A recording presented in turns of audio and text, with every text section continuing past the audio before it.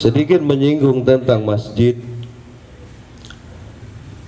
Allah Subhanahu wa ta'ala membagi masjid di dalam Al-Quran dua jenis. Yang pertama adalah masjid dirar.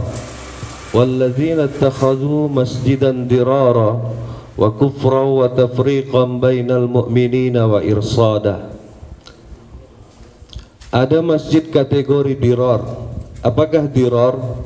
Dirar adalah adanya provokasi, adanya sabotase, adanya satu komplotan yang ingin memecah belah umat. Kalau ada sebuah masjid yang kategori dirar, Allah melarang kita untuk beribadah di dalamnya. La takum fihi abada. Jangan pernah engkau beribadah di dalamnya selama-lamanya. Asbabun nuzul ayat ini, ketika Rasulullah di Madinah, ada sekelompok agama Yahudi menyatakan diri masuk Islam. Kemudian mereka berpura-pura beriman, lalu mengumpulkan dana untuk membangun masjid. Kemudian mereka datang kepada Rasulullah SAW untuk mengundang beliau meresmikan masjid itu. Rasulullah menyanggupi, namun pada saat itu beliau hendak bepergian. Nanti sekembali saya akan resmikan masjid ini, kata Rasulullah. Ternyata selepas urusan Rasulullah, Allah mengutus Jibril menyampaikan ayat ini. Sekiranya jadi Rasulullah SAW meresmikan masjid itu, mereka akan bunuh Nabi di sana. Jadi perintah malah menghancurkan. Di era modern ini, adakah masjid yang dikategorikan dirar? Salah satunya adalah merasa komunitasnya adalah yang paling benar tanpa dasar, ya, bukan berdasarkan Al-Quran dan Sunnah. Kita merasa paling benar karena memang benar, tapi berbeda dengan yang kami maksudkan ini. Artinya di luar pemahaman mereka ditolak, semua dituduhnya sesat, semua dituduhnya kafir, semua dituduhnya menyimpang.